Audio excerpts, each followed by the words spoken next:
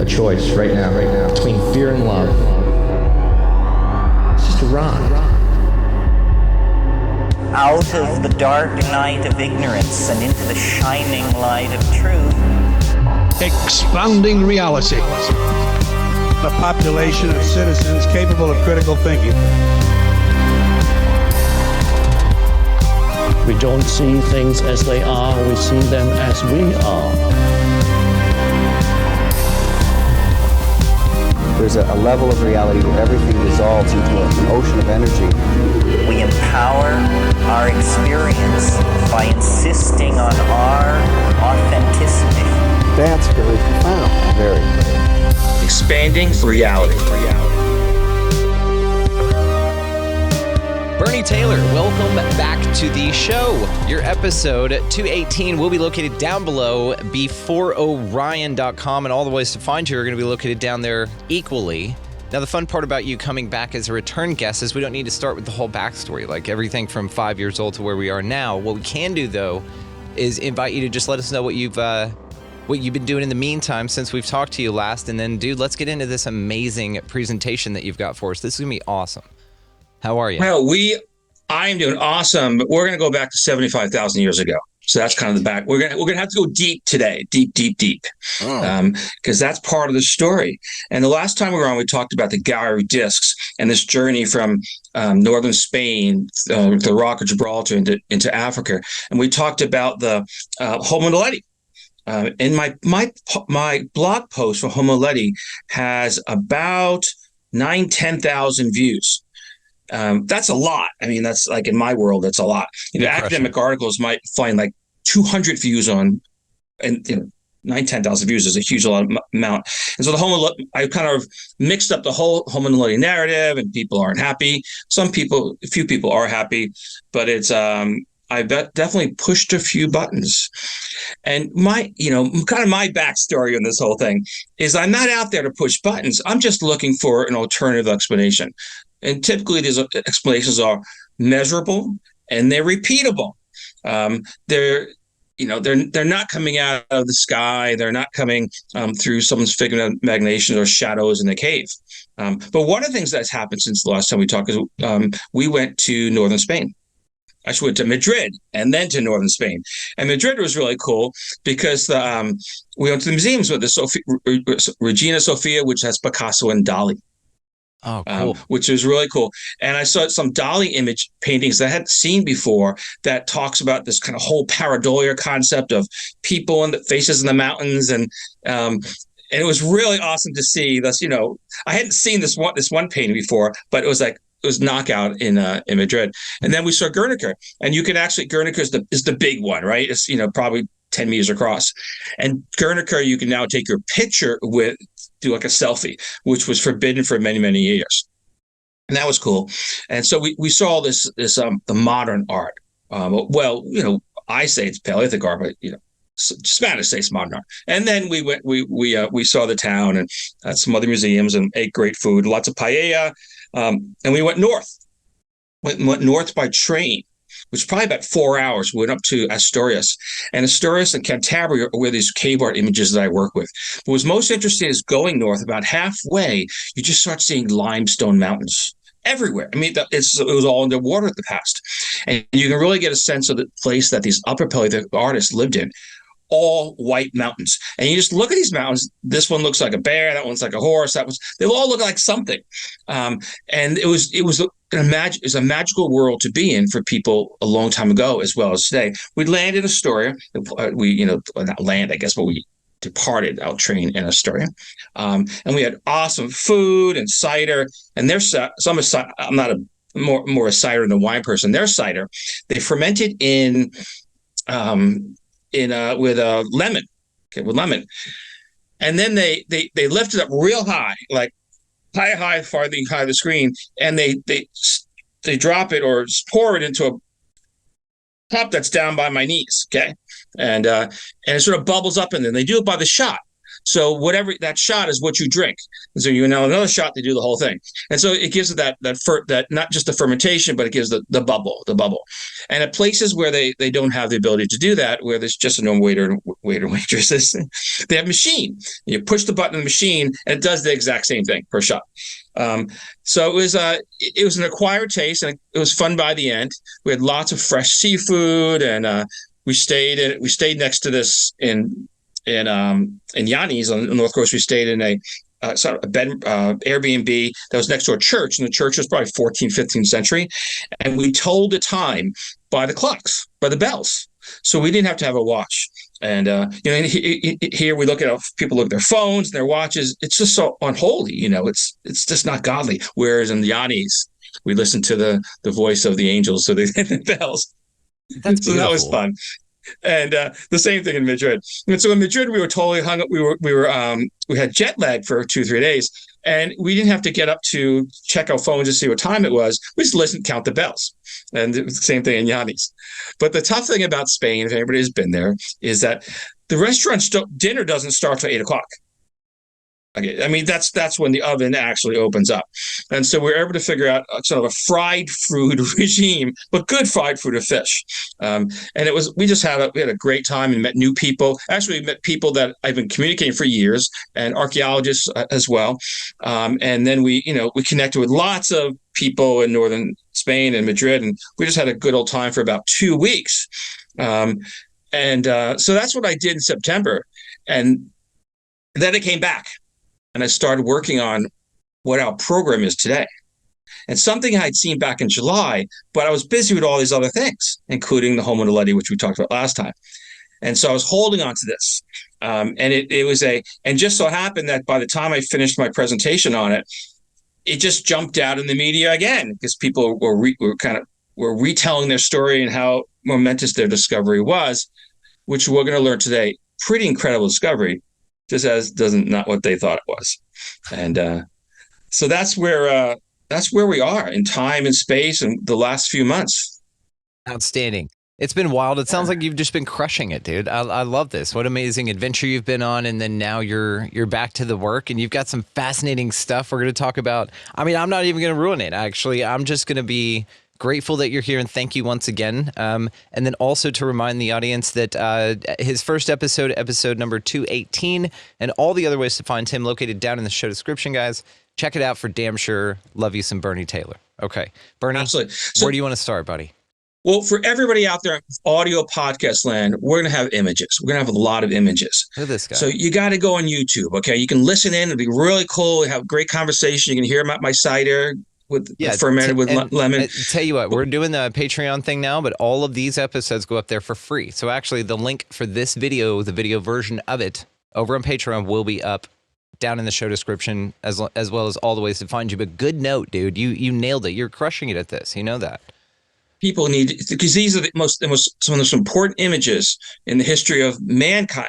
Yeah, you shout out the video version. Absolutely. So you got to get out there. So we're gonna do some video. What I'm gonna do right now is I'm gonna jump to a share screen, and we're going to slideshow. We're gonna go to slideshow.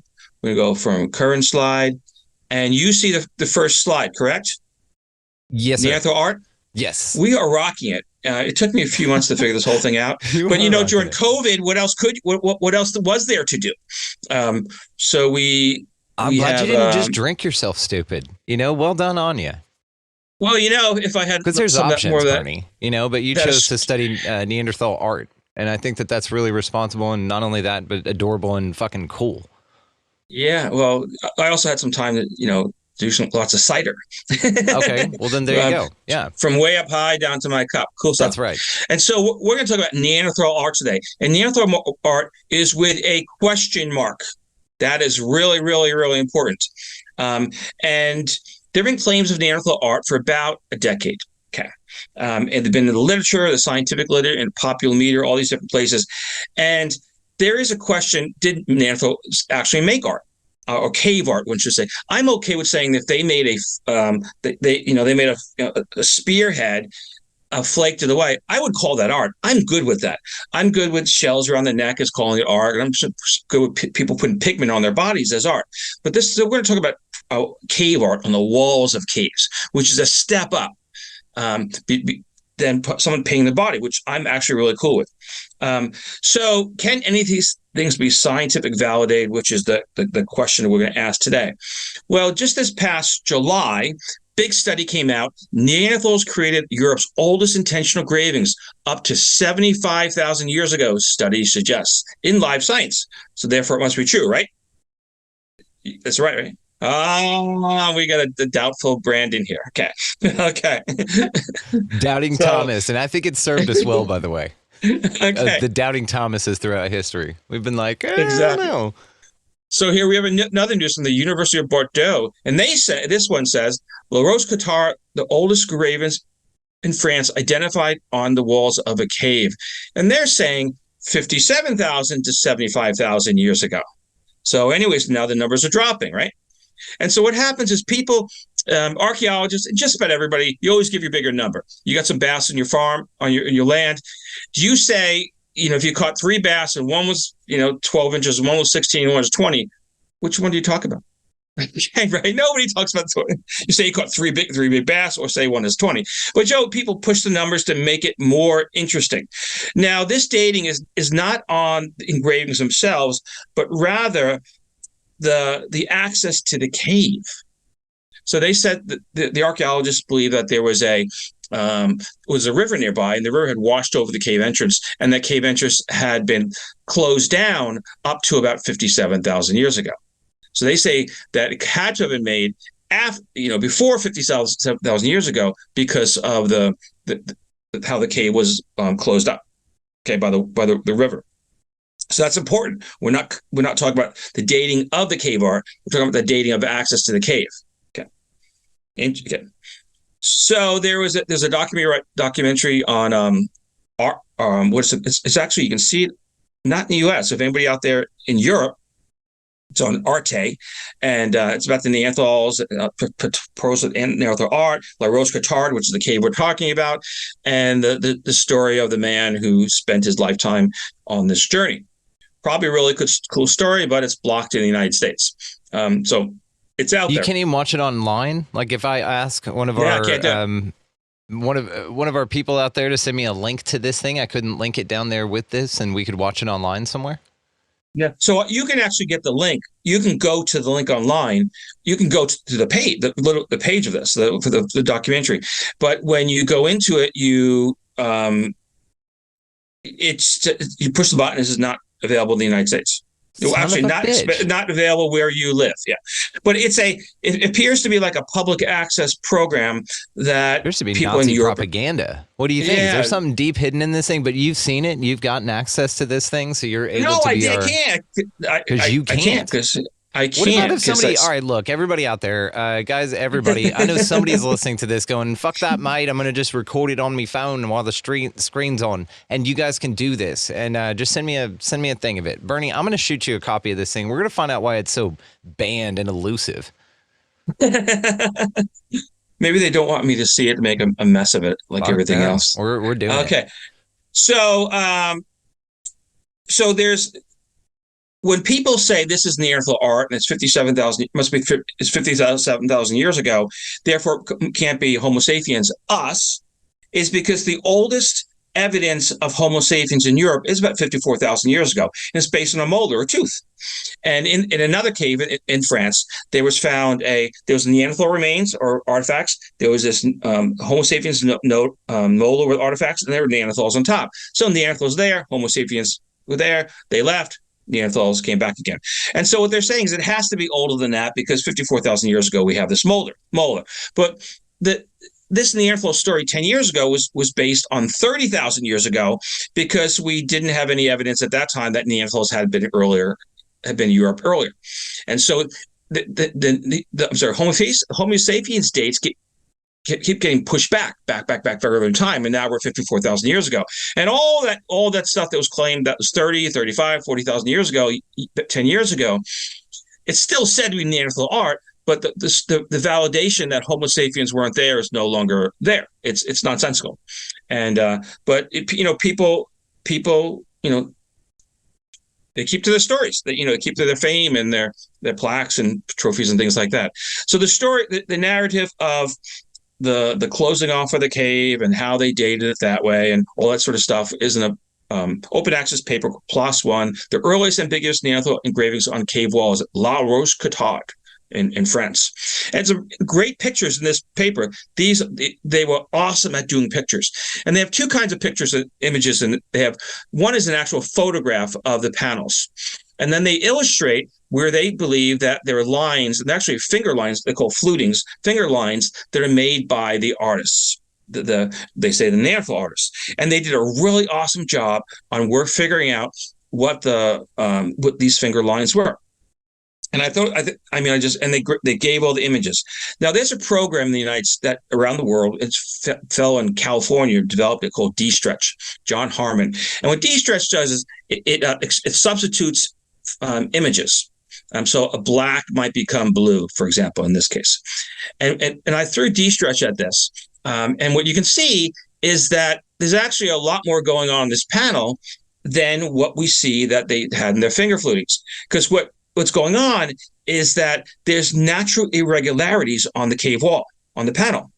And those natural irregularities fit in with perhaps a theme of this. There's actually colorations on the panel. There's differences between the foreground of brown and it's actually the whites in the background, but on this image we see it as neon green. And so there's actually differences in coloration on this panel. Really cool idea, which they didn't consider for two reasons. One is they just saw the finger flutings, and number two is they assumed that the Neanderthals didn't make art like as we know, therefore they need to go look for art as we know it. Important concept. Okay. And next to that, what I just showed you there is another panel. It's like right next to it. And it's called the undulated panel. And we can see the same thing. They did an awesome job of picking out these finger lines on the panel. I mean, it's tedious work. It's not something that I could do. I could throw D-Stretch at it just like I'm doing right now. Like, whoa, I got stuff. When was that illustrated? It says it was illustrated in 2023. This year? Oh, that's when the paper came out in 2023. So they illustrate within the last 2 years. Wow. Okay. Yeah. So this is brand new stuff. This came out in July. The paper came out in July, but I was wrapped up with the Homo Luddi stuff, and we're going to Spain. I put it on the back shelf, and I came back afterwards to pull it together in a presentation. And so we get a panel that's right next to it, is called the undulated panel. And we can see the same concept. We see their awesome finger lines, the great archaeology, but we can also see differences in coloration on the same panel. Cool stuff. Man, that not to cut you off here, but I'm going to do it. That at the bottom there, right above the word, it looks like a hand with just the fingers sort of lopped off here, but it's got like a watch on. Do you see that? I see what you're looking at. Yeah. Okay. Is that pareidolia? Is that what I'm doing? So we're gonna talk about that. We're gonna go there. I don't want to get ahead. Okay, I get excited. We have places to go. We have places to see. This is take us, buddy. Now, anybody out there who views rock art, you can download D-Stretch for about $40 online. You type in D-Stretch and you get on your cell phone, you get on your laptop, you get on your pad, and do not look at rock art without using D-Stretch. You can take a picture. You can take a picture and then take it home. That's cool. But you can also get on your cell phone and you can actually use it in the field. Because what happens is that in the field, you look at rock art, there's obviously some of it's been worn off. And you often have art on top of the other art. And D-Stretch separates that for you. It separates the colorations. In this case, we're not actually looking at colorations, but different, like nobody painted it red, for example. But what we're looking at is different layers of coloration as the finger lines took away material. Okay, so that's an important concept. And so my position is that those two images we just saw are actually one panel. And I'm calling it the panel of the bears because there is no name for this panel. And what the French and the Spanish love about me so much, the archaeologists, is that I name panels for them. And it's just been like this bond we have with each other. Will you let me name one next time? The next one? Absolutely. You know, I actually have a deal. When I did the gallery of the discs, I put it out. I went out there online and I said, anybody, if you see something here that I don't see, let me know. And there's a guy who said, well, I see a bird there. And we worked it back, and he was absolutely right. It was an ostrich. And I totally missed it. And which is cool. And so I named the ostrich after he's just his daughter. We named it after his daughter, and the name of his daughter is in the book for the ostrich. And so absolutely we'll do a panel. Yeah, I've got Beautiful. stacks of these things. Love it. So I'm saying that these two are actually one panel. Lots of lines and different. You can see different colorations and lots going on there. And we can look at it with D-stretch again. You just throw D-stretch and it's magical. Okay. And if you do any sort of, contact in the cabin type of thing, your program, if you go to a rock art place, I mean, if you anywhere near a rock art place, get D-stretch and bring it out with you, and you just like blow everybody like, wow, I see things. So anyway, the panel of the bears viewed through D-stretch, we can see all these different colorations in addition to their finger tracing lines made by the question mark. Okay, they say Neanderthals. We will see. So I contacted the primary author of the study, who's the main character in the documentary, the French fellow, and he's like in his mid-70s, and this is like in his life's work. He's got a lot of pride. There's a lot of national pride in this whole thing. I said, hey, this is what I got going on here. And he was very kind. He said, well, I've got two French friends who are prominent archaeologists who agree 100% with what I say. Okay. So, but what he didn't do is he didn't go out to the other 25 people in the paper and ask them what they thought, which was probably not the smart move. And what I didn't realize at the time is he was sure he had a documentary coming out. There's no way he was going to change his position, because the documentary was this RT, people can see it in Europe. The documentary is based on his whole story about this, how we discovered Neanderthal art, which we will determine today together, you and I, if it's in fact true. Yeah. Awesome. Okay. And so we can see on this panel, we see a mother bear. Fascinating. Absolutely. You can see how the muzzle of the mother bear is brownish. You can see that darker brown. You can see her eye just above the muzzle. You can see the haunches on the front haunch on her back. You can see, perhaps the left paw coming forward, left arm. And so it kind of, once you see it, it jumps out. You cannot not see it. It's a visual thing. It's a bear or a chartreuse. What do they call those? Not chartreuse. Shar-Pei. You know those little dogs that are like really, really wrinkly? It looks like it's a wrinkly necked dog. I'm gonna give you that one. Just add it in there, next time I'll call it the panel of Shar-Pei. So not only do we have a mother bear, but we've got a cub hanging off her back. Whoa! Oh, wow! Isn't that cool? Yes. Isn't that adorable? So the cub is looking straight at us. I mean, you and I. I mean, he's looking at us in the audience. We're the viewers. And it's just hanging off the back there. It's like really, really, really cool, which is what bear cubs do. You go to Alaska or go online, Google picture bear cubs in Alaska, and you see them hanging off the back of the mother bear. I've been to Alaska a few times, and I took fishing. I went fishing up in Alaska and for trout and sabbit. And I remember going down the river, and the guide used to talk about, we'd see a moose and we'd see a big bear with their cubs, and which one would win in a fight. And the guide said it was the bear, the moose. So what's all interesting is we have other characters. We have this feline meaning cat. It's a big cat, and it looks like it's hanging on the top of the bear. Now the face is a little difficult to see, but you can see the tail and the hind. Okay.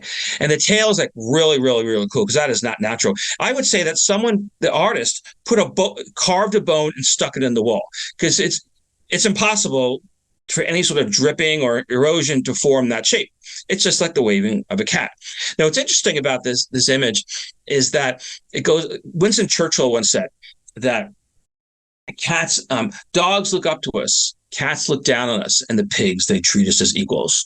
And we really have this cat, this big feline looking down, and the feline is sort of hanging around on top of the cub. It definitely hasn't taken the cub away, because otherwise the mother bear would be all over it. And we can see that in D-stretch again. and it really pulls out that tail and the hind area of the cat. So that was that's a relief. Okay, so somebody carved that thing out of the wall, and I would say stuck a bone in there for the shape of the end of the tail. Really, really cool stuff. But we can see that the relationship and also between the feline and the bear cub. This is about as cool as you. By the way, this is about as cool as you can get in rock art and cave art. It's very cool, and maybe it's some sort of like Neolithic Homeward Bound situation. Are you familiar with the Homeward Bound movie? Remember it came out in like the 90s, I think? Yes, I did. Yeah, with the bears, with the two dogs and the cat running around. But instead of the two dogs, it's two bears and the cat. And so instead of this like predatory element, maybe they're just traveling together, getting into maybe they are adventures. Except now that we've just introduced hyenas. I would like to name that panel Neolithic Homeward Bound type situation. That's actually well, it'll be upper Paleolithic. This is old. This is old. Wow. Paleolithic Homeward Bound. There you go. So now we have hyenas looking on. So we have the feline on top, the hyenas looking on from the viewer's far right. And this is at least two hyenas. And this is not the first time I've seen hyenas in Upper Paleolithic cave art, but it's really, really, really cool. So if you're out there in podcast land and audio, you got to come to YouTube and subscribe when you're there. Check the link in the show description, guys. He's got a whole thing going here. He really does this right. Come check it out. Links right down below. Absolutely. And so it's the story is not done. You had asked, you saw a hand in there. Well, actually, what you saw is with the part of that hand is actually the rear left leg of an antelope. Okay, so it's actually a dead antelope. Okay, and below the dead antelope is a cervid or deer. Okay, so these two animals are both dead, whereas everything else, the mother bear, the baby bear, the feline, and the hyenas, they're all alive. And so we're probably in a cave here, and this is their winter food. And these other animals, the hyena and the feline, are kind of trying to nibble in on the winter food. Interesting, see. Right? Mm-hmm. And you really can't. You can and you can't see the other animals. I'm sorry, you cannot see the entire profile of the bear, the body, because these other animals are laying on top of it, or like the hyenas are form its hind. But really cool, antelope, and laying on its back, and it's dead. This is a scene. Now, this is interesting. There is a character that I have no freaking idea what it is. And I don't know that it's a foot or it's a hand, but I'm pretty sure that would help us identify what the bear is actually eating. Or there's another character to the viewer's far left. Another possibility. I don't have the full image. It's quite possible as a character to the viewer's far left, and this may be some sort of a hand or a foot that connects to that character. Don't know, because we don't have enough information. Because the archaeologists who work in this weren't thinking about there's a hand or a foot there. They didn't go. They were working the finger tracings and that sort of stuff. And we can put the whole picture together, and it's totally awesome. We can see the mother bear with this leg or foot under her. We see the feline at the top of the panel that's stalking over the bear cub. The bear cub seems to be nibbling a little bit on the antelope. The cervid or deer is below, and then the hyenas behind. Perhaps the hyenas actually form the hind of the bear. I didn't fill those lines in, but we can see this compilation of animals, and this is probably in a cave. And the mother bear is probably sleeping, because if she wasn't sleeping, she'd be all over the hyenas and the feline to protect her own bear cub. And when that bear cub catches wind of what's going on, bear cub's going to squeal, and this whole thing's just going to be an eruption of absolute chaos. And that is the panel of the bears. And this is what I sent to the French archaeologists last July. And I was reaching out. I was being a really nice guy. This is what I have. You guys have done amazing work. I'm open to this may or may not be Neanderthals, but it may be Neanderthal Homo sapien hybrids. I said I was okay with that idea, so I wasn't like totally rocking their boat. And they got I've got two French archaeologists standing behind me. Okay. Well, I looked at briefly at that time, but I actually hadn't explored further, was three more panels that had in the cave. And I looked at them right away. I said, okay, I see some stuff going on, but I'm going to put it on the shelf. And then I came back and looked at it more deeply in October. So that's not that long ago. And there's 3 panels called the triangle panel, the dotted panel, and the linear panel. We're going to go through each one of these. We'll use the same tools that we used in the previous image. We're going to use D-stretch, the program of programs. And the first one is the so-called triangle panel. And I see woolly mammoths. I mean, it's not like maybe not. I see woolly mammoths. And what this probably is woolly mammoths in the wintertime. But not just woolly mammoths that are walking around, but it might even be like pareidolia of like an ice sheet that looks like woolly mammoths. So I believe 100% convinced this is woolly mammoths, and that they saw natural irregularities in the wall and they brought it out from there. But it's also possible that this could be like some sort of ice falls or cliff area outside the cave that they got that idea from, because that's what it looks like. I mean, I spent a lot of time around ice sheets, and that's what it looks like. Okay, and here we have without the D-stretch, we're looking at it just an outline, and there's a mother and her juvenile mammoth, and the forward right leg of the mother mammoth is kind of slipping, kind of pushing, nudging the juvenile along. Yeah, kind of cool image. Yeah, and, I see it. Yeah, cool stuff. Now there's another one, so-called dotted panel, and this one I'm going with, it's oryx and snow. Oryx are bovine, big cows, right? And what we see is we can see the head of one oryx, and pretty clear to me. And what forms the head on the muzzle, or this indented area on one oryx, determines the oryx behind her. We can also see the oryx behind her, kind of over the back of her shoulders. And then what we find is we only have those dots on what I'm saying is the oryx. I'm saying it's snow. I'm calling that snow. And whereas below where I'm saying there's oryx, the snow disappears. And those dots disappear. And then we have the forward legs of the oryx, and we can also see the kind of like the hair, that the fur looks like it's frozen as it's hanging down. Again, we're talking winter scene. All 3 of these, and the bears are obviously hiding in the cave. I'm saying that the woolly mammoths, as well as oryx and snow. Isn't that poetic?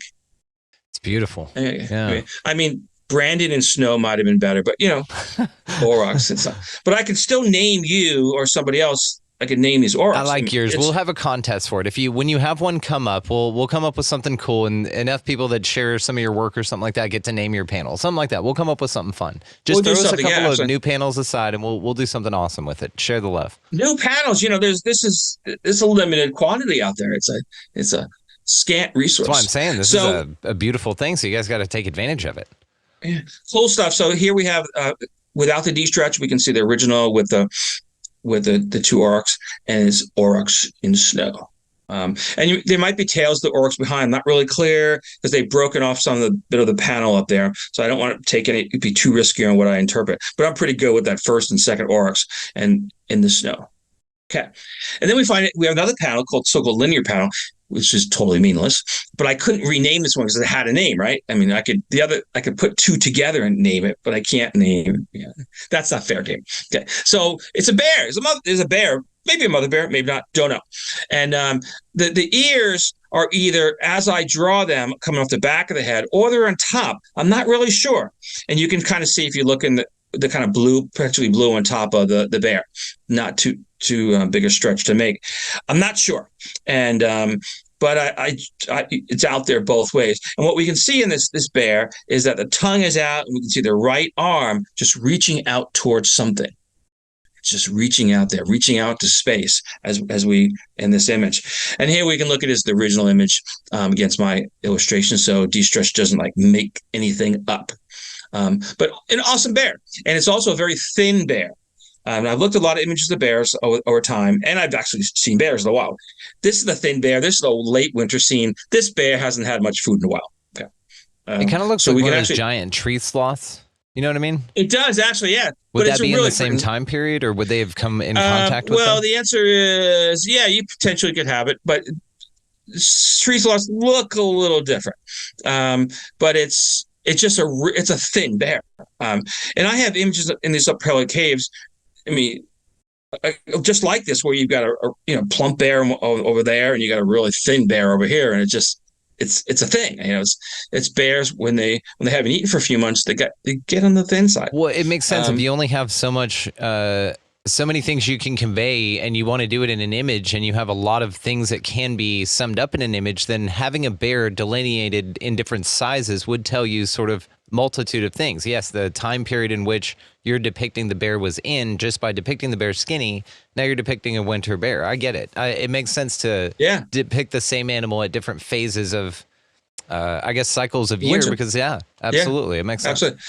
So just in front of the breast of this bear is a little animal. I have no idea what it is. I mean, I have absolutely no idea. I will tell you that newborn bears, like, days old, kind of look like this animal. They look like rats. I'm not going to say they're rats, but they look like freaking rats. This What looks about like one of a those rat. little Arctic mongooses? So that's another idea. And I'm saying I don't really know. It could be some sort of rodent. There's no a mongoose. It could be a lot of things. I just don't know. And but we find it again. Oh shit! We Is find that it in the Simba mouth eating a mouse? That's what that looks like. He does. So it actually looks like the same sort of animal is in the mouth of another animal, which I don't know what it is. I mean, I can't say a feline would not be a bad call. I just maybe don't like the know. bear was the little thing's friend, because it looked alive in the other image. If you don't mind, Bernie, will you talk back to that other image? There okay, goes. so there he looks alive and happy and pumped up with his bear or sloth friend. But in the next image, if you would, Bernie, then now he looks like his friends got yeeted off by some cat, So in the next image, is it him like chasing off and whooping the cat and getting his friend back, or? Well, that's a pretty good narrative, and It's like a Paleolithic Tom and Jerry right there. so the next image is actually the coolest images in this whole presentation. It's an Arctic fox. It has a short snout, and when you see it, it just pop. You're like, oh, you see it? Do you have a mouse or anything you can trace for us? Yeah. Okay. Here's the yeah. eye. Here's the eye, and there's the ear, and there's the short snout, and the mouth.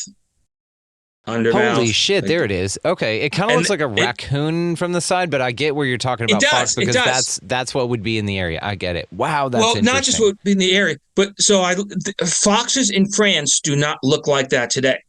They look just like the ones down in Texas and here in Oregon. But that's what the fox in the Arctic look like. There's different types of fox in the Arctic, but in the Arctic, they do have that blunt nose, this blunt snout. And so, I really thought about that one.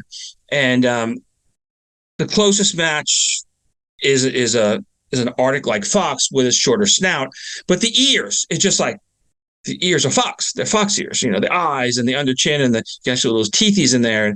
And it's like really, really, really cool. It just pops when you see it.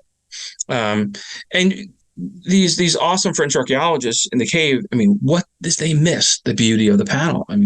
We can only give sympathy for their loss. And so we put those all together. What's the story? The mother bear is waving off the fox. The other animal, which I have no idea what it is, when Simba's not, could be a Simba, could be a lion, it has a little rodent in his mouth, or like baby bear right out of the sack. Kind of stretched out. I'm gonna still put mongoose on the list, like those little Arctic ones. You know what I mean? They're adorable. They're like minks or whatever. They're tiny. Minks, they're cute as shit. Yeah, and I'm okay with it because I don't know. Fair enough. I do not have all the answers in the universe at the moment. Give me time. No, who does? Give me a few lifetimes. A few lifetimes, we'll figure it out. So let's talk about, what are other things like this? Well, these finger fluting type of art can be found in the Chauvet Cave. In the Chauvet Cave, the oldest of the art in the Chauvet Cave is dated to 37,000 years ago. Okay, that doesn't mean that this finger fluting is of 30,000 years. It could be of 16, it could be 20. We don't know because it wasn't dated. But the oldest is 37,000 years ago. And this one, there's a whole bunch of characters in there. I think there's a mammoth and there's a reindeer and all different stuff. But that's the Chauvet Cave in France. Chauvet Cave is like the the Upper Paleolithic Louvre for the France. It is the big deal. There is, if you ask, if you could talk to French about any art in the world, and they'll just, well, it's not as good as El Chauvet, this is the thing. And the Chauvet was found probably about, or actually refound about 25 years ago. So it's not that old. And there was a movie made by Werner Herzog. It called The Cave of Forgotten Dreams. And it was about Chauvet. And it was all about, spirituality and basically, not being able to explain anything like we're talking about today. Okay. Fair enough. So basically, cool, but Cave of Forgotten Dreams. And so CHAUVET for everybody out there. So we didn't talk about this I have a lot of material that we haven't done. In previous presentations and conferences, I've talked about other bears that are found in Upper Paleolithic cave art, and these are all northern Iberia, northern Spain. We have 3 panels, and they each have bears, and they have bear cubs, and the bear cubs are either they're some way being protected by the mothers. And one of them, the one in the middle, there is protected by hyenas. And I've taken since none of these panels actually had names, I have taken the liberty to name them all: panel of the bears, the panel of the bears, and the panel of the bears. Okay. and so this is my deep personal connectionship with Spanish archaeologists, that I've been able to bring forth some names for them to these panels. And I'm sure they appreciate that very much. So they're really cool stuff. And this it's like its own presentation. But the point of the matter in this one is that we have images in the Upper Paleolithic made by Homo sapiens in time periods between 16 and 27,000 years ago that have bears, bear cubs, hyenas, and other animals. And the top one seems to be a hibernating situation, something in its mouth. It's actually it's a wolverine. You talk about wolverine. It's a wolverine. The top one is a wolverine in its mouth. It's actually pieces of a wolverine. So we have these scenes in Homo sapiens Upper Paleolithic cave art in northern Spain. And I haven't gone through all the French caves to figure out what they do and do not have. Have you ever done psychedelics, Bernie? Like mushrooms or LSD or anything like that? I did shrooms. I did shrooms twice. I did them shrooms became legal, decriminalized in Oregon about 3 years ago. Heard about that. How's that going up there? Yeah. Well, it's a step. So a few things have happened. One is it became decriminalized, and the second stage was to have it for use, therapeutic use. And you can, in a group setting, each person starting in like 3 months can pay $850 each to go have a group setting with a therapist and some sort of like emergency team in the same facility. $850 a person. Does that interest you? No interest at all. Right? No, not at all. Like zero. Sounds like the last thing that you do. Yeah, and so I did shrooms twice, and I did it for I didn't until it was decriminalized, and it's nothing to do with that. It just became more available, decriminalized. Right. And I learned 2 things. Doesn't matter. I learned 2 things. One thing I learned is that if you have no eye-hand coordination, okay, so you're not going to write your best novel, your best song on shrooms, because you won't even be able to read your own handwriting. So nobody did this art in shrooms. They couldn't, because they didn't have the eye-hand coordination. My question is, have you sat with your work and looked at it while on mushrooms? Yeah, okay, we're going to go there. We're going to go there. We're going to go there. We're going to go there. Oh, my God, okay. I know. I just get ahead of you. My bad. So, and the second part is nobody could have even walked into these. These are deep caves. These are very dangerous caves. Nobody was walking around in these caves on shrooms either, because you lose your, What about with the idea of the food of the gods idea, that where actually the monkeys... Total bullshit. Total bullshit. Total BS. Right. Complete nonsense. Absolutely utter nonsense. I mean, not even close. And so... When they took the mushrooms outside the cave and then we're like, oh, I got to draw something. What is drawing? And they're like, let me show you. And they're all like tripping. Because this is what happens. So I've looked at cave art. Kind of the final stage of doing stuff was I looked at stuff that I had seen, I actually studied, and I looked at stuff that I hadn't studied. And this is what shrooms does. What shrooms does, it looks like things are floating, Okay, but they're not floating. What your eyes are doing are trying to find what it actually is. So we're talking. I mean, you can have a face of your best buddy in front of you, and the face can be like floating around and whatever. Oh yeah. And so when you're on shrooms, you actually lose the ability to do this or see things in detail. There's no freaking way that you're going to be able to draw any of these things on shrooms because everything's floating around in you. And so, and how I figured this out was that I made notes on my pictures, and I couldn't read my own notes. Dude, it's in some like crazy Neanderthal handwriting. You tapped into a Neanderthal. You embodied the actual artist that you were in that past life that created this thing. That's wild. What about that? Have you thought about that? That you're the artist of this stuff and you're just discovering your own work? Well, I don't think any of this stuff is Neanderthal. So that's the whole thing. Okay, so we're back to this concept. All these things Neanderthal. Okay, I don't believe in Neanderthal. Okay, so there's a few problems. We kind of start off this program with what makes Neanderthal, what's the Homo sapiens. We're now at 54,000 years ago that we have definite Homo sapiens in Europe by the molar. No question about it. Nobody debates it. These guys are saying that the cave was closed off 57,000. Was closed off 57,000 years ago, and there was that 3,000 years that nobody was there. Well, first of all, we only have evidence of the molar that Homo sapiens were there 54,000 years ago. Homo sapiens were in Europe before they left that molar, right? It's just like that's the evidence. So that's one evidence. The second evidence is Neanderthals were in Europe for hundreds of thousands of years. And the only cave art on walls that people are calling out are on these borderlines. Okay, so this one, they're saying 3,000 years. Well, it must have been Neanderthal because Homo sapiens, the line is drawn at 54. Well, we were saying that 10 years ago, people were saying that it was at 30,000, and it was 35,000, it was 40,000. And all those, the 30, 45, 30, and 45,000 ages, they're all history now, but they're still calling it Neanderthal art because at that time it was published in the peer-reviewed journal, therefore it must be true, which is total bullshit too. But as a concept that we're at 57.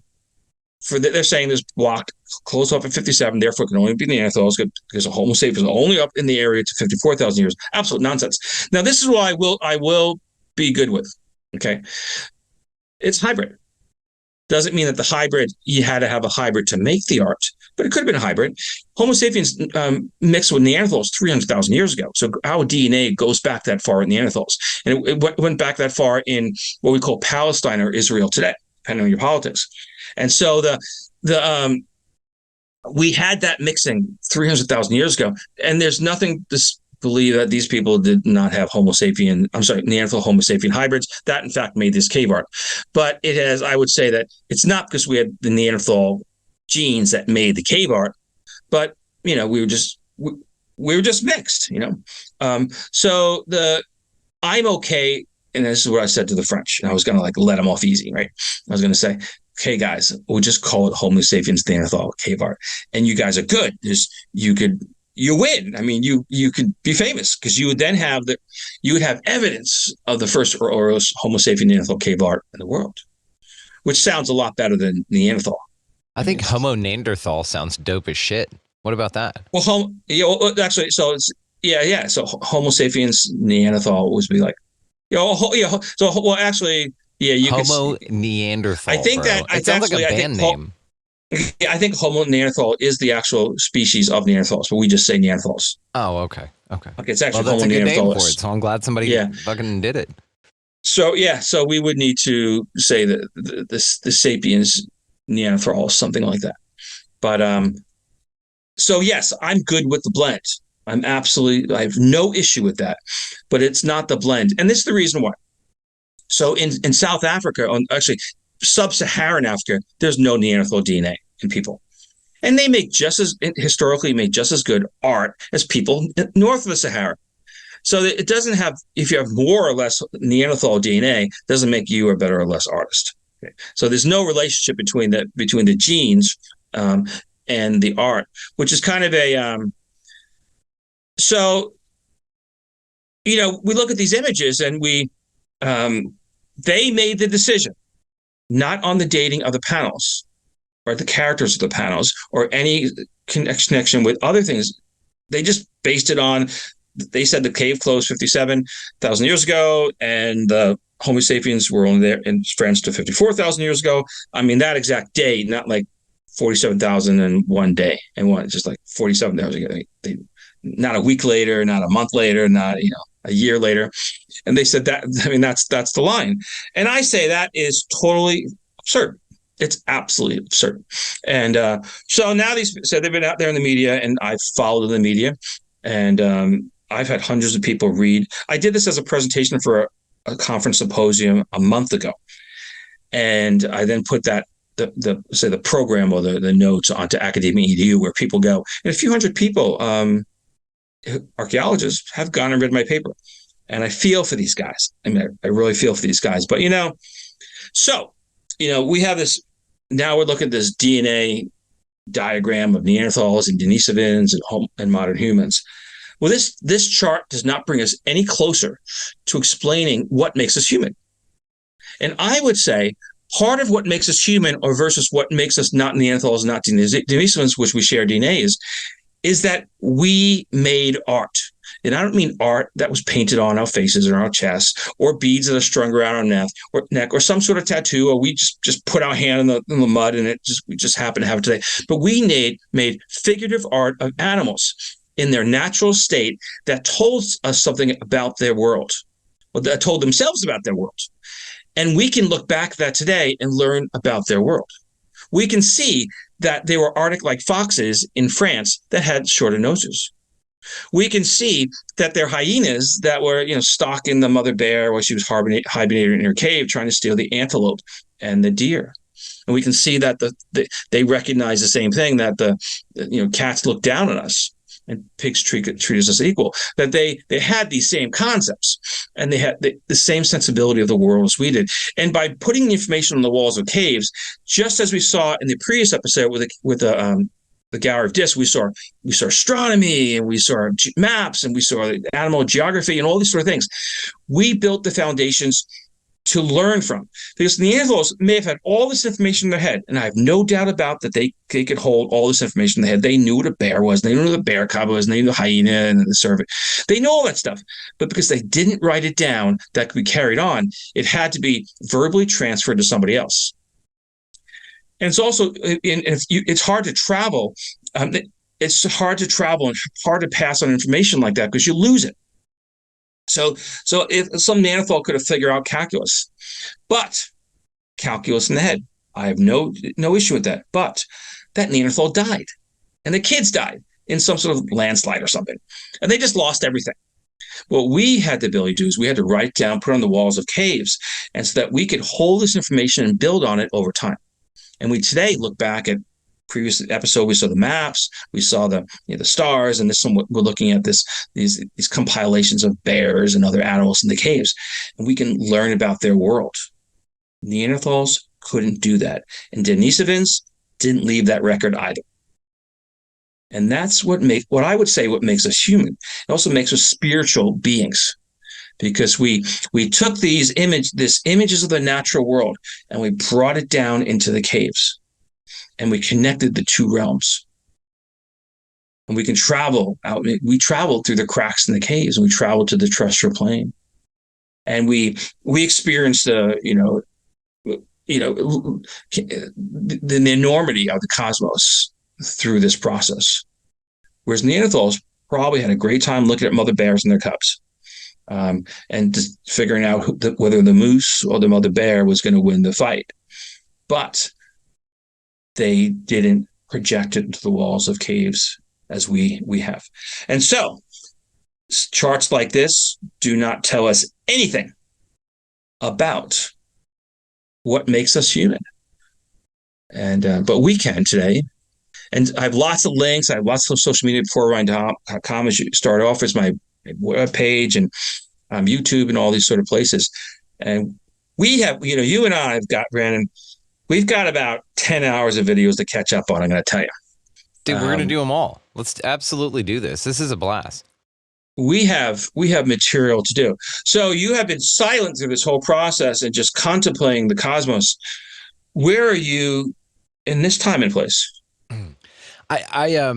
Well, thank you. I mean, this is fascinating. Every time we speak, this is absolutely amazing. And so you get the wheels turning in new directions, especially when it comes to answering questions with the best information that we have at the time. And that's sort of, I guess, what I was thinking with this is, if these hybrid beings, which Homo sapienderthals, perhaps, maybe, there was some sort of crossover, maybe some mushrooms, maybe not. But how do paradoxical answers that can't be proven by science yet fit into any of your possible notions of an answer for this? Would you like an example of that, or do you have an answer? Give me an answer. Give me an example. Like time travel, aliens, something like maybe somebody time travel, because there's these things called UPAs, these out of place objects. Have you ever heard of these things? Mm-mm. Okay, so there's amazing things called out of place objects, and let me see actually if I can on the fly here find you. Actually, I understand that concept. Yes, I do understand. Okay, in fact, we in the previous episode we had out of place objects completely. Right. And the out of place object was the gallery of discs, where we saw all the characters in Greek astronomy in the same order on the cave wall as they were in the night sky. Completely out of place object. Completely. So it's completely out of place object because nobody could even have imagined it was there. Astronomy, there was no astronomy in the Western mind past 5,000 years ago. Absolutely didn't exist. Okay, the indigenous peoples could, see, bears in the sky, things like that. But this concept of having the whole night sky at a certain time of year with the exact same animals as the ancient Greeks is completely out of place. Nobody expected it to happen, even me. Completely out of place. As we talked about Homiletti last time, we saw these engravings on the walls of the Rising Star Cave, the Cave of Bones. Nobody saw that coming, and I sure as heck didn't see it. And I had no concept that we would have found the same characters in the same order as we find these upper Paleolithic caves, as we find in the Rising Star Cave in South Africa. The artists are connected. I mean, there's no question. It's like not even feasible. So it's not a paradox. It's that these artists knew each other. They knew each other's works. They knew each other's works, and that there was cultural exchange between South Africa and Europe 36,000 years ago. So sometimes when there are explanations for these paradoxes, when you've been studying the bigger picture and you say, oh my God, these things connect. I had no idea this was even possible. And on the gallery of discs we talked about last time, we had the giraffe, the mother giraffe. And I didn't know that giraffe came from South Africa. And someone was a wildlife biologist, very famous wildlife biologist, was helping me. And he said it was a Maasai giraffe. And I said, I'm not going to go there because I knew there were giraffes in North Africa, and I could sell that story. That it's only a 3-hour swim across the Strait of Gibraltar from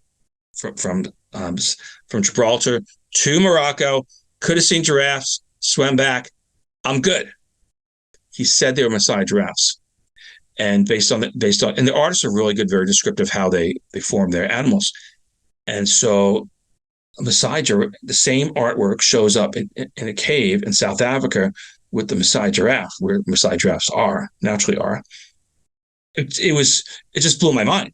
Never thought that could happen, but I was told, back in 2015, my wildlife biologist, that's Maasai giraffe. And so we talked about maybe the Maasai giraffes had migrated north, and because tens of thousands of years to do that. So these are these paradoxical things that if you can catch the bigger picture with the elements that connect, they're no longer paradoxes. And so I think there's a lot of paradoxical characters out there that we're missing elements.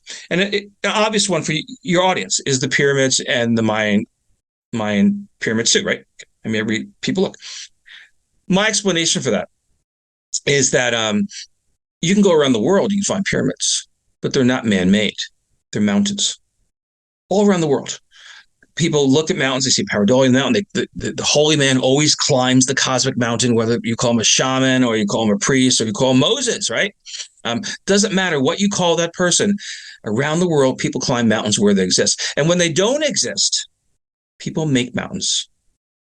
So the Mayan region, the Yucatan Peninsula, is completely flat. But they felt they needed the mountains because that is the spiritual mountain, the spiritual mountain that the holy man needs to climb. The Giza Plateau, completely flat. and they put the pyramids there. And when they stopped making the Giza pyramids, they went to the Valley of Kings, which has a pyramid type of mountain on top of it, and they built into the walls, which effectively be digging into caverns into the mountains. So I think that we have this archetypal symbol within our head of a mountain. We also have a river transformation. And Jung, the psychologist, Swiss psychologist, he studied the dreams of people. And he found that the two most common non-organic elements that people find in dreams are the mountain and the water. Okay, and you can listen to songs. You can look at myths. You can look at, Hercules and Perseus both climb Jebel Tobakal, Mount Atlas. You can go around the world. You can find all these great stories and poems and so on. You can climb every mountain. You can cross every stream. We've heard that before, and it's because it comes from our unconscious. And so I don't think that there is that people who made the pyramids had any connection to the Mayan, the Yucatan Peninsula, but rather much deeper in time, we come from a place where we develop these archetypal characters of this hero that goes on his journey to climb the mountain to reach the stars and have the greatest transformation possible. And so that's probably the most common one that's out there that people talk about. Well, these obviously, darn right they are, and it's actually pretty. If you're going to build tall structures, the easiest way to do it is to do it pyramidal. And so there's and where people had mountains and hills, they worship those instead. I lived in China for 4 years, and God, there's a stack of cosmic mountains with holy or heavenly or across the whole freaking whatever. There's a mountain. It's and young people, they say that you can never find nirvana, eternity, whatever it is, unless you've climbed the cosmic mountain. The mountain of transformation, the mountain of faith, to follow the holy man, people of those times. Was that an answer? It's an interesting thesis. It really is, because I mean, if you think about it, mountains are revered. That's where all the gods are found. We've talked about it a bunch. We even talk about them being open portals to inner Earth, perhaps, which some cool, fun chats.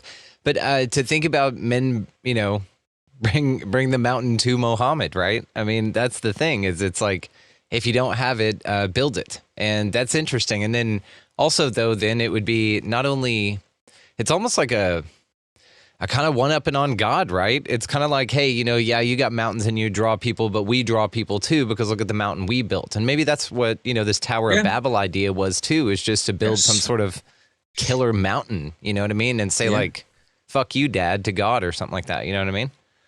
Yeah, absolutely it is. It's to build your own mountain to reach the great beyond, and to cheat it creates the platform for the holy man in the lowlands. It elevates you where you weren't elevated because God didn't give you mountains. You're like, well, fuck, I'll build my own. I like it. At the top of Everest, it's believed the regional people believe that that's where the gods preside, and of course, because for a long time they hadn't gone up there, and therefore the gods are somewhere, therefore they're at the top of Everest. And this is a concept we find all around the world. It's just, I live here. I can look out the back window and it's early in the day, and I can see Mount Hood. And Mount Hood was considered a sentient being. And there's another mountain called Mount Adams, and they're brothers, and they fought with each other. And they're both volcanic, and so the fighting was actually the volcanic rocks, right, and eruptions. They fought over a third mountain, which is Mount St. Helens, which of course was a woman. And they have a whole sacred narrative about this, of these animistic sanctioned mountains that are truly spiritual beings, that tell them about their origin story, about how their world came to be. It's a thing. I mean, and so Jung found that in the dreams of people. Not maybe some people had read about the Hercules who climbs Mount Atlas, and maybe they'd learned about the other of Abraham who climbs the mountain, or Jesus who's transfigured on a mountain, right, or mound. The same concept. There's no mountains there, right? So it's a mound, and so maybe they did, but they kept it with them, and that's what they dreamed about. And I believe that people around the world have been dreaming about these mountains, whether they're the Mayan temples aren't that high. I mean, tall. You may have been there. They're not that tall. I mean, they're tall. If you're going to go build them, you say, "Wow, that's pretty tall." But you look I like at that you go downtown out to the in Mayan a city, pyramids, it's and really you're not like, that tall. If you look at any mid-sized city, you'll see, big of a deal. 30, 44 buildings. You're like, that's kind of tall. You go to New York City, you got some, in Chicago, you got some really big ones. You go to Dubai, they're even bigger than that, taller than that. So they created their sacred mountains. And that's what I would, there's really, you're a musician, and someday we're going to camp out and you're going to play your fiddle for me, right? Your flute or something. You're going to come hang out with us. We're starting to do these live events, man, next year. Yeah, here's a Billy Joel story. Billy Joel. And so Billy Joel was married to Christy Brinkley. And in the scale of things, if you're going to find a spouse for life, she's a pretty good one, right? And if you can have your male, him being a musician, Billy Joel is not so. If you're going to be dedicated to any one body of music, Billy Joel's not a bad one to have, right? Okay. I mean, it's not the Beatles. It doesn't have. I like that you like it. I think it's fun. I know, but it's got I couldn't pick one genre, and that's why the face. I couldn't pick one genre, and that's the thing. If I had to pick one genre, I wouldn't. I would say, give me the tinnitus. I don't know that I'd want to, because then it's torture at that point. I would think. You know what I mean? Yeah. So she heard. She went to the concerts and she heard the same tunes. Piano Man. Anyway, so Billy Joel has a dream one night. He has a dream. So he's not dreaming about Christy because she's there, right? Doesn't need to dream about her. She's there. So he dreams, and in his dream, he dreams of mountains and rivers. And he actually dreams up the song, the river song, the what's the name of the song? The river song. I can Google this shit real quick. He crosses the river. Song? He's afraid to cross the river and climb the mountains of faith. The River of Dreams. That's it. River of Dreams. We got it. I wouldn't trust but verify, buddy. I'm halfway through this bitch. River of Dreams. Very nice. What year? What do you got? Well, Christy Brinkley did the cover, drew the cover. I'm going to take a guess. 85? No, not 85. No, not 85. Can't be. It's zero. It's. I remember I was living in New York, and I was 20. I was about 30 years old. And I'm 59 now. So I believe in you. It was about 30 years ago. I believe in you. Come on. It was about 30 years ago. 93. Well done. Yeah. Holy shit. You popped 80s in there, and I was like, I already know. Well done. I'll tell you this. Bernie and this Taylor. is how Lord. This is how I kind of played it back, was that I had a friend, and a mutual friend of ours had died. And he died young, in like his early 30s. And Billy Joel had a mutual friend? No, a friend of mine in New York had a mutual friend, and my mutual friend, my friend, we talked about a mutual friend. And he said to me that he crossed to fish the other side of the stream, which was a metaphor. And my friend and I were talking about the Billy Joel song at the time, and about that time, so it kind of like all came together. It was the talk, but it was archetypal talk that we all understood. Okay, so going back to Billy Joel has the River of Dreams song, and he wakes up and he has it in his head, and he says, this is not like my thing, because he's not a spiritual guy. And in fact, he says in the song, I'm not a spiritual man. So he goes into the shower and he tries to wash it off, but that doesn't actually work. You can't wash things out of your head. So he gets out of the shower and he's like, I'm just so frustrated with this thing, and I'm going to write it down to get rid of it.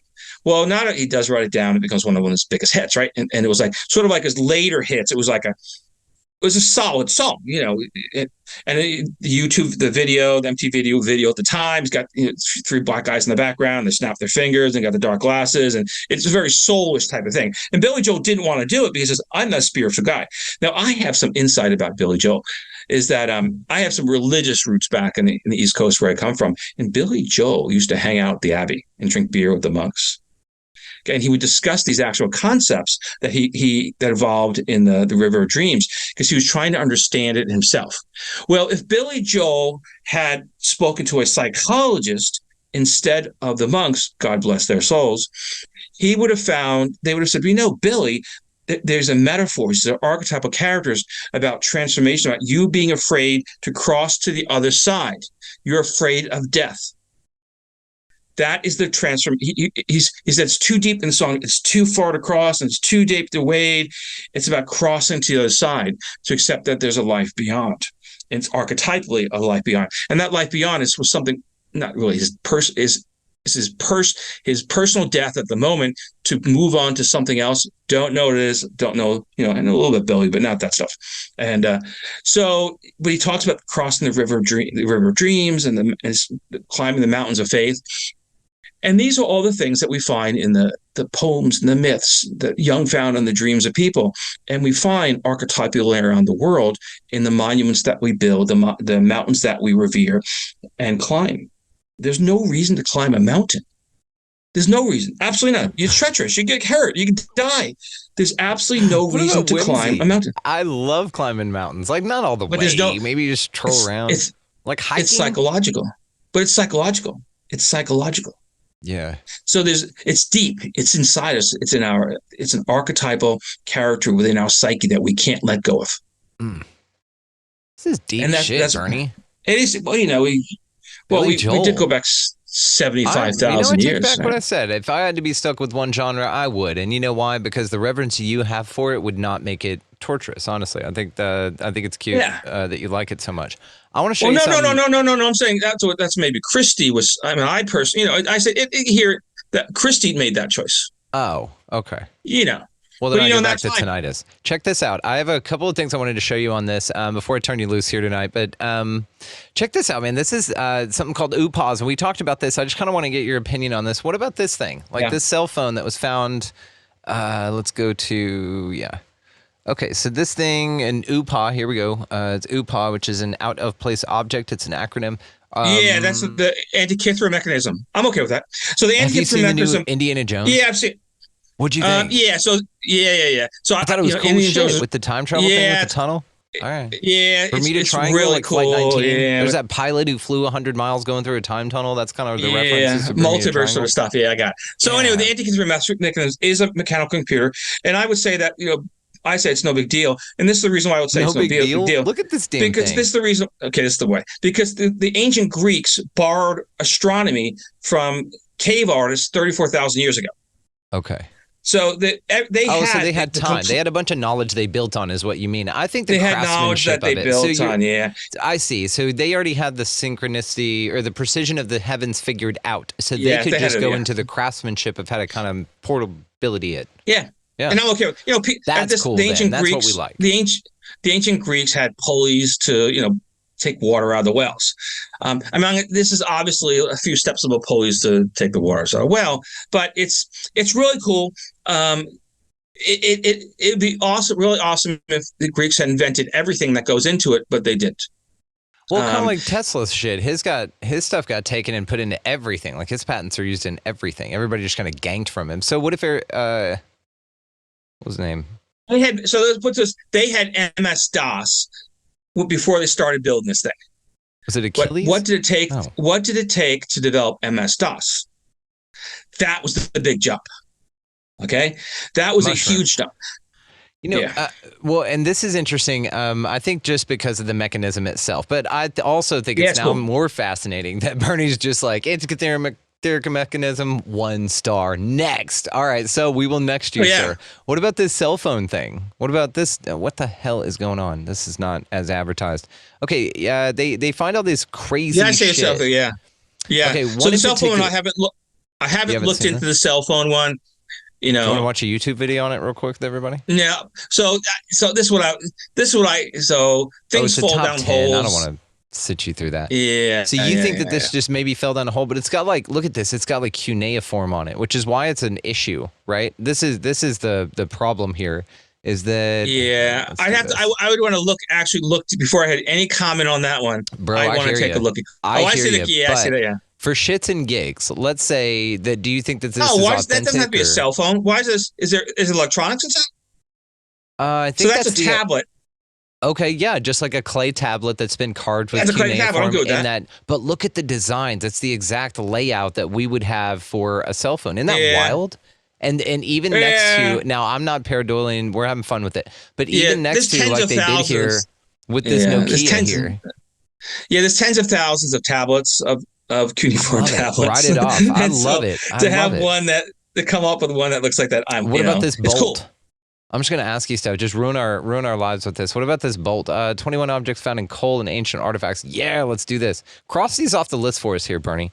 So, don't know about the bolt. I'd have to actually look at that one. Have you heard of this shit with frogs? Live frogs being found in rocks. People are digging out in coal. I've known about. I'm going to tell you a story. Bang a rock open. Okay, you got to give me some live frogs. So when I lived grew up in New York, in Long Island, and we had a place up in New Hampshire that we skied in the winter and fished in the summer and stuff. And we used to fish with frogs. And we used to fish with frogs? Were they live frogs. Okay. They were live frog. You put a hook and you threw it out there, and the bass or the pickerel would just like whomp on them. Okay. Okay. And so we used to keep the frogs in the bucket. And then one year we forgot to take the frogs out of the bucket at the end of the summer, and they're in there. Okay, so here's it. So they hibernated. And then we were up in the winter, so we're talking, Christmas time, and turn the heat on. We had frogs jumping around.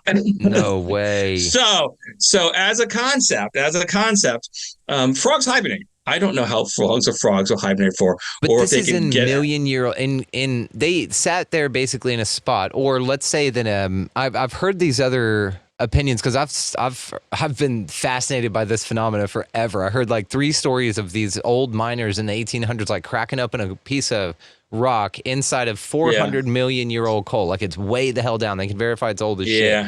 And then a live frog hops out. And I've heard these ideas of like there was a hole in it, so therefore an egg got in there, the frog grew and then couldn't get out. How insane would that frog be after 400 million years of not going anywhere? And how would it get any nutrients or anything? Did it like things just fall in through and it just was able to sort of synthesize, or I don't know, due to the immobility, maybe it wasn't using a lot of energy and it could go on stasis? I mean, not eating for like decades at a, like how the hell does that happen, dude? If it's You real. didn't ask me what we did our frog in New Hampshire, the frogs that jumped out of the pail. What'd you do? Fished with them the next spring? We put them back in the pail, and then they went off. It's freezing. It's freezing. We left them in the basement, and they popped out the next summer. Actually, they popped out in the spring before we got there because it warmed up enough, and they died before we got there. With the happy ending. Okay, last one. I want to ask you about this. This 140. The hammer. Come on, he's writing it off already, ladies and gentlemen. So this one's actually quite interesting, and I have no issue that this fell down a shaft and the material. The word's not calcified, but whatever the word is for this material that moved around it. Fossilized. Well, not fossilized, but the rock actually built around it. I have absolutely no issue with that. But that was the first big artifact people started talking about, like in the 60s and 70s. And I have no issue that this could happen because I've seen things. I've spent enough time in places that I've seen these sort of things. But nobody said they were a 140 million year old hammer. But it's kind of cool. You see things between each other that, how did it actually get there? But yes, I have no issue that this fell down and the material moved in around it. As I said, I was in Spain a few months ago, and I saw all kinds of material that moved around material objects that were like stuck. So some sort of landslide or something, you think? Like a hammer wasn't that old. Ooh, have you ever heard of liquefaction? Have you ever heard of that shit, Bernie? Check this shit out. I need an example. But I've seen things like that. And I've seen tens of thousands of actually not 10,000, we're talking 12,000 years I've seen that sort of stuff. I've seen 12,000 years of that sort of stuff. And I have no reason to believe it couldn't happen in this shit. Check this out. This is what kind of like the mud floods and the Tartaria idea. Have you gone down that rabbit hole yet, bud? It's fun. Okay, we'll do it for another one. Okay, we'll do it for another one because it's a fun talk. But look at this shit. How the cars just like fall. You know what I mean? And how like this, they got these sticks going on. But it just like, so here's the diagram of it. Here's the science of it, everybody. Basically, the ground is solid, and then something shakes the piss out of the ground. The ground becomes not so solid, and then sinks like and just like wallows shit up, dude. So is that what maybe could have happened to this hammer? It just got caught in a couple of these violent acts of liquefaction is what it's called, and then it or someone just dropped it down hammer down a shaft. What you're looking at here, like the leaning tower of Pisa sort of stuff. People built on unsteady ground. Yeah, it's that same concept. But yeah, I have no issue that somebody dropped down the shaft. I didn't even think that the leaning tower of Pisa could have been done to liquefaction. That's fascinating. Yeah, it was through this. The ground below was not stable, and it tilted exactly what you're looking at right there. I think it's interesting. And then let me just before I let you go, I've got I want to show you this video of it because it's fascinating. There's examples that people do with some models. Here we go. This shit right here. Oh, for fuck's sake, the ad. Everybody, again, check the, if you have it by now, there's a video link down there that you can check out. Okay. Oh,